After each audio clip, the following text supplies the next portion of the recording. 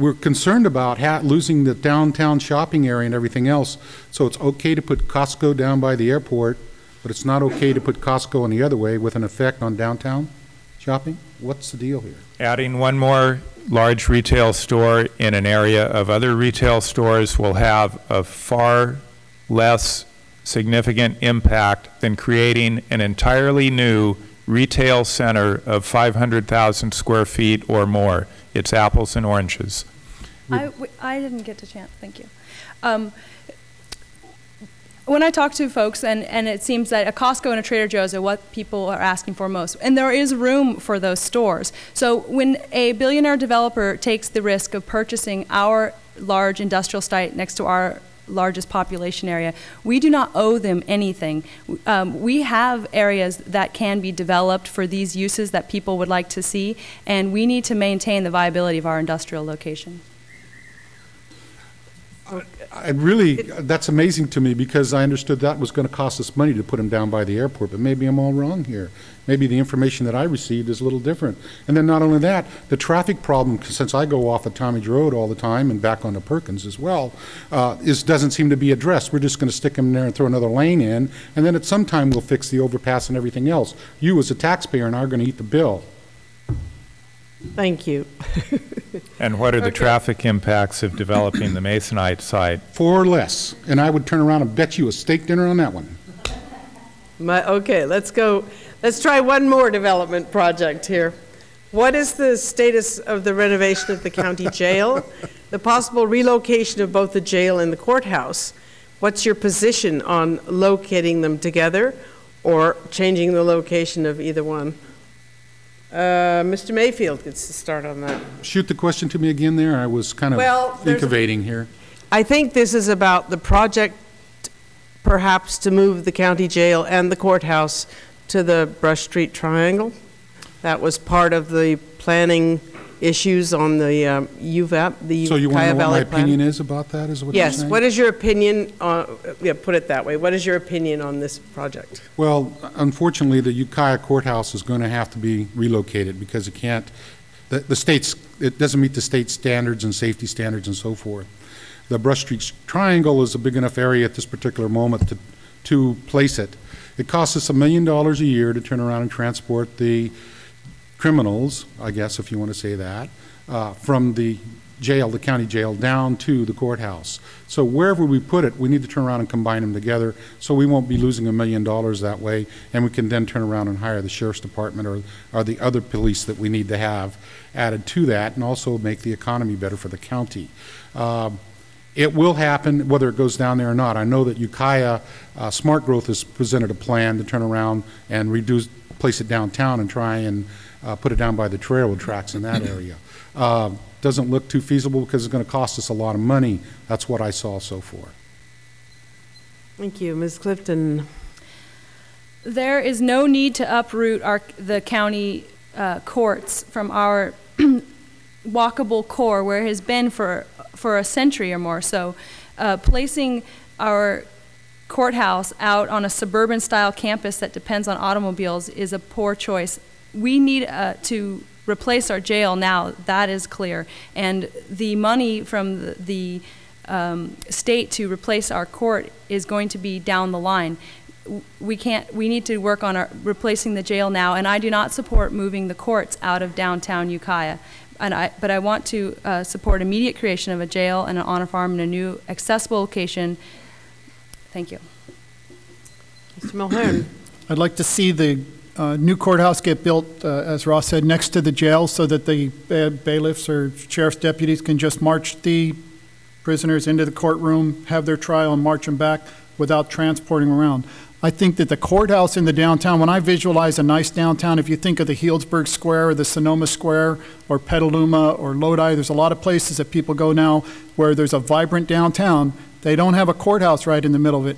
That courthouse does nothing for the downtown on a Saturday and Sunday when they're closed. They do very little for it at night when they're closed. From 5 o'clock on Friday night, downtown's just about a ghost town. So if we want to have a vibrant downtown where we can bring in tourists and bring in people to shop in our local stores and our restaurants, we need to get the courthouse out of the downtown and have a justice center down at the Brush Street Triangle. It'd be a perfect time to just plan it all at one time.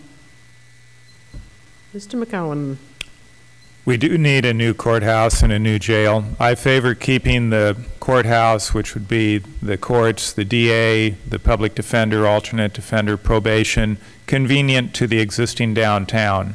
It's not going to be in the same location. It should be still within the downtown area. The sheriff and jail could be on a somewhat more remote area. They don't have to be together. You can effect a cost saving in transportation by working with the judges to find out what they will require in order to have video arraignment at the new jail facility. You don't need to transport the prisoners. Just take them to the courtroom that you have built in the new jail. Rebuttal. Sorry. Mr. Mayfield? The cost to turn around and relocate everybody out of the courthouse and move them to other facilities would be staggering.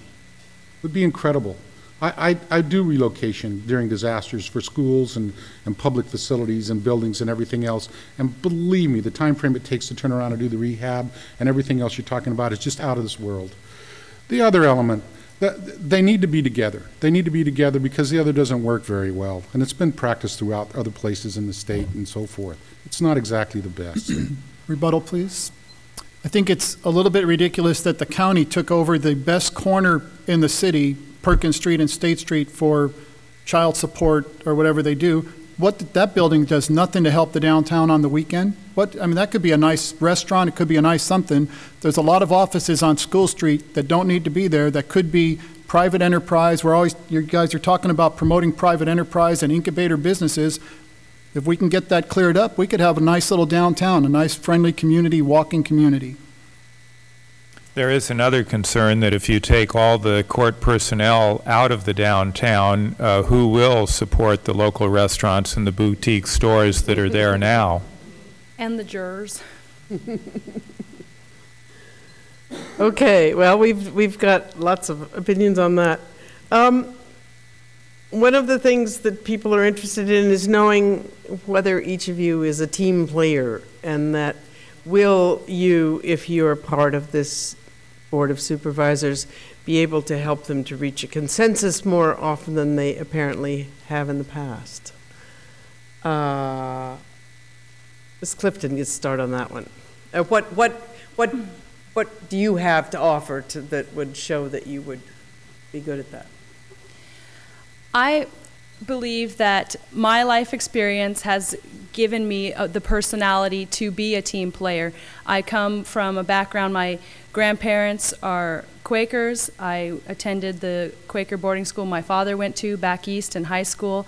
In junior high and high school, I also went to the City of 10,000 Buddhas, where I took away life experience that gave me a lot of compassion to see and respect the diversity of different people. And then coming from the organic farming background and working as a registered professional forester, we have a lot of divisiveness in this community that is very unhelpful, and we just need to stop judging each other and calling names and see people for people and issues for issues. I was very effective on the school board, bringing the board from issues that I felt they were going the wrong direction to turning them into away from those poor decisions and saving the charter school there while maintaining good working relationships, because I am a respectful person. Thank you. I've gained a lot of experience as the past chairman of the city's planning commission. I've served on the airport commission. I'm the past president of Chamber of Commerce, past president of North Coast Builders Exchange. I serve on a lot of boards and commission. I'm the past chairman of the Economic Development Finance Corporation. I know what it takes to get people loans in their small businesses so they can hire more people and develop the small businesses. So I'm not totally unaware of what's going on there. And I just think that over the years I've developed the ability to have a conversation with people. My wife and I have this conversation every now and then, that people have lost the ability to agree to disagree. It used to be you could agree